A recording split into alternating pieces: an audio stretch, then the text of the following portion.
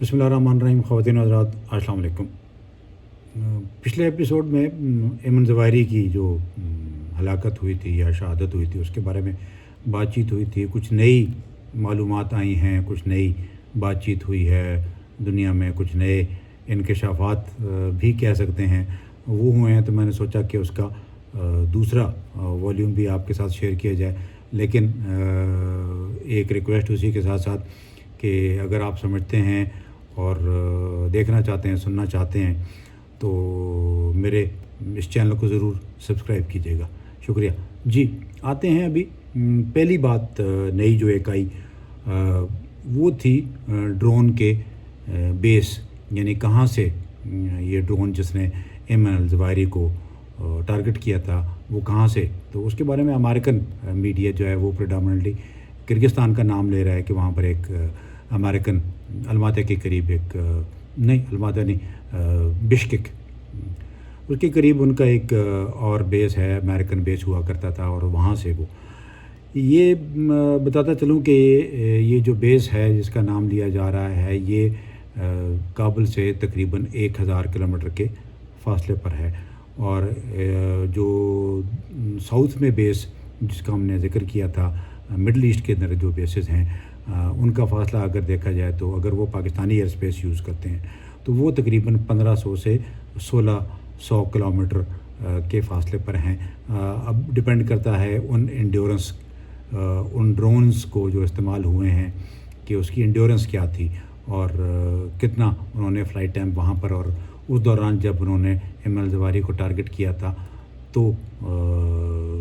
कितना टाइम वहाँ पर वो फ्लाई करते रहे। अब मैं इसको क्यों रूल आउट करता हूँ किर्गिस्तान को, इसलिए कि एक तो वो तवज्जो हटाना चाहते हैं शायद पाकिस्तान की एयर स्पेस यूज़ होने पे जो एक रिएक्शन हो सकता है, या अगर रिएक्शन नहीं तो कम से कम एक डिप्लोमेटिक, पॉलिटिकल और narrative reaction against Pakistan Taliban की साइड से, अफ़गानिस्तान की साइड से, या पाकिस्तान के अंदर से जो पब्लिक रिएक्शन है उसको सामने रखते हुए शायद वो डाइवर्जन के ऊपर काम कर रहे हैं। इसलिए एक और बड़ी वजह ये भी मैं बताता चलूँ कि अमेरिका और रूस इस वक्त जंग की हालत में हैं यूक्रेन में, इसलिए इस पॉसिबिलिटी को कि जी वहाँ से ये ड्रोन फ्लाई हुआ होगा, मैं इसको टोटली मेरा ख्याल है एक्सेप्टेबल नहीं है। दूसरी चीज़ जो है वो है कि पाकिस्तान के बारे में बड़ी बातचीत हो रही है कि जी ओवर दी होराइज़न पाकिस्तान की ज़मीन इस्तेमाल हुई। और ये भी बता चलूँ ये बयानिया इंडिया से निकला है और कि जी पाकिस्तान की ज़मीन इस्तेमाल हुई है, वो इसलिए कि अगेन काबुल में एक बैड सेंटिमेंट, काबुल में आपसे ज़िक्र किया था कि हमेशा वहाँ पाकिस्तान के ख़िलाफ़ एक एंटी पाकिस्तान सेंटिमेंट एग्जिस्ट करता है। आज नहीं, बड़ा पुराना है भी और आगे भी रहेगा।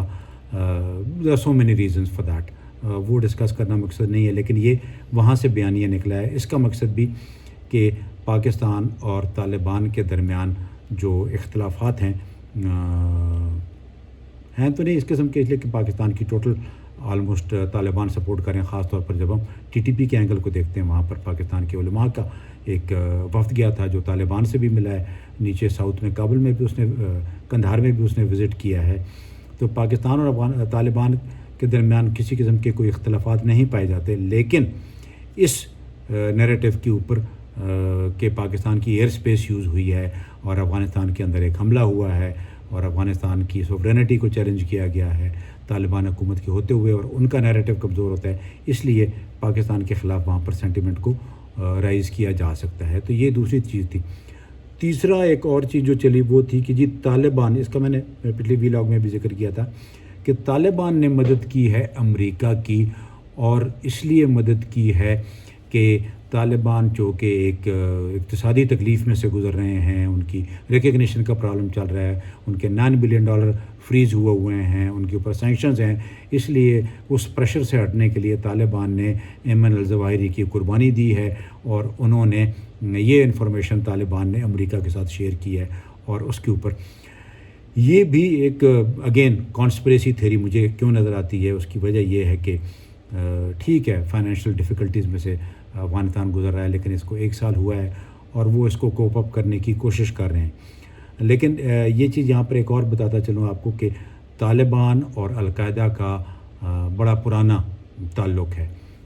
ایون جب القاعدہ نہیں تھی اور جب طالبان نہیں تھے اس وقت سے اسامہ بن لادن جب پہلی بار افغانستان میں لینڈ ہوتے ہیں اس وقت سوویت کے اگینسٹ افغان لڑ رہے تھے، اس وقت سے لے کر بعد میں قندھار میں اسامہ بن لادن رہے، خوست میں رہے، جلال آباد میں رہے، تورا بورا میں رہے، ان تمام جگہوں پر رہتے ہوئے، اور یہ بڑی اچھی کو ایگزسٹنس رہی۔ اور ملا عمر کے ساتھ ملا منصور تو بعد میں آئے اور یہ ہیبت اللہ وغیرہ، لیکن ملا عمر کے ساتھ تو یہ جو نظریاتی گروپ ہے جو کہ ساؤتھ میں ایگزسٹ کرتا ہے قندھار کا، جو کہ شیخ ہیبت اللہ جس کو ہیڈ کرتے ہیں، جس کو دیکھا جاتا ہے جو کہ ڈیسیجن میکر بھی ہے،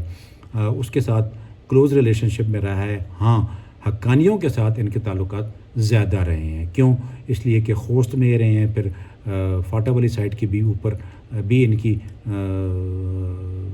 کہتے ہیں پریزنس رپورٹ ہوتی رہی ہے اس دور میں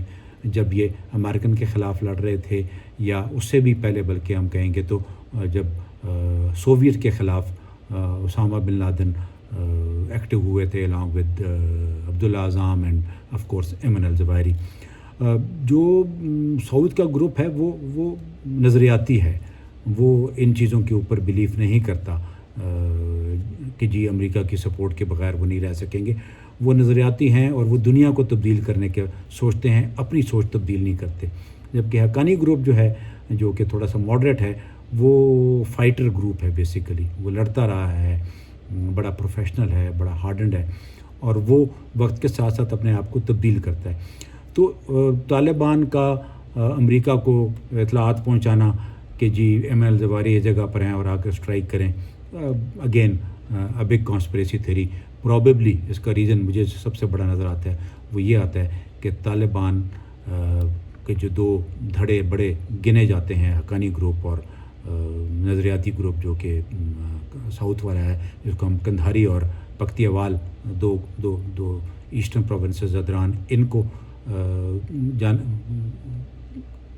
نام لیا جاتا ہے کہ یہ دو بڑے گروپ ہیں۔ الدو یہ ڈفرینسز ہیں، نظریات کے بھی ہیں، پار اسٹرگل بھی ہے دونوں گروپس کے درمیان، ابھی نہیں ہمیشہ سے رہی ہے، لیکن وہ کریکس تھے، ان کریکس کو شاید وائڈن کرنے کی کوشش ہوگی۔ اس کی بات آپ کو CTC سینٹینیل کی ابھی اگست کی 2 دن پہلے کی ایک رپورٹ میں بھی ایک انٹرویو چھپا ہوا ہے، اس میں بھی آپ کو یہ چیز نظر آئے گی۔ اس کے علاوہ خلیل زاد کا بیان بھی اسی قسم کا ہے، وہ بھی انہوں نے کہا ہے کہ جی طالبان نے اس پاسبلٹی کو رول آؤٹ نہیں کرنا چاہیے کہ طالبان نے امریکہ کو یہ انفارمیشن پہنچائی ہوگی القاعدہ کے خلاف۔ لیکن سب سے بڑا سوال یہیں پر پیدا ہوتا ہے، اس کے اوپر ہم ختم کریں گے کہ آخر طالبان کیا صرف ان کنسیشنز کو حاصل کرنے کے لیے انہوں نے ایمن الزوائری کی قربانی دی؟ یہ وقت ہی بتائے گا، اس لیے کہ اگر طالبان نے یہ انفارمیشن شیئر کی تو اس کا مطلب ہے کہ امریکہ بعد میں وہ $9 بلین بھی ریلیز کرے گا اور سینکشنز بھی ختم کرے گا، اور شاید دنیا کو طالبان کی ریکگنیشن کے سلسلے میں بھی مدد کرے گا، اور وہ چیز پھر کنفرم کرے گی کہ آیا واقعی کیا طالبان نے امریکہ کی مدد کی ہے القاعدہ کے اس آپریشن کے زمرے میں۔ اب ایک چیز اور before I close on to آج کے ایپیسوڈ کے اوپر، in actual 2 Hellfire missile جس کو کہتے ہیں فائر ہوئے تھے، ایک جو ان کو بیلکنی میں جس نے ہٹ کیا تھا ایمن الزواہری کو وہ تھا، اور دوسرا ایک میزائل جو فائر ہوا تھا وہ ایک گاڑی پہ ہوا تھا۔ وہ گاڑی جو کہ اس گھر سے نکلی تھی اور جس میں القاعدہ کو جو لنک پرسن تھا یا جو ان کو وہاں لک آفٹر کر رہا تھا، حقانی کا شخص، وہ اس گاڑی کو چلا رہا تھا، اور اس کے ساتھ 7 سے 9 افراد یا 7 سے 8 افراد اس گاڑی میں سوار تھے، اور ٹوٹل 10 لوگوں کے نام آ رہے ہیں، جس میں ایک افغان ہے، باقی 9 عرب اور کچھ اور نیشنلٹی کے لوگ ہیں جو کہ اس آپریشن میں، اس ڈرون کے آپریشن میں ٹارگٹ کیے گئے، شہید ہوئے اور ہلاک ہوئے. یہ بھی ایک انفارمیشن تھی، میں نے کہا چلو جاتے جاتے آپ کے ساتھ اس کو بھی شیئر کیا جائے. لیٹس ہوپ چیزیں کوئی امپروو ہوں، اور انشاءاللہ مزید جو کچھ آتا رہے گا آپ کے ساتھ شیئر کرتا رہوں گا. Thank you very much. اللہ حافظ.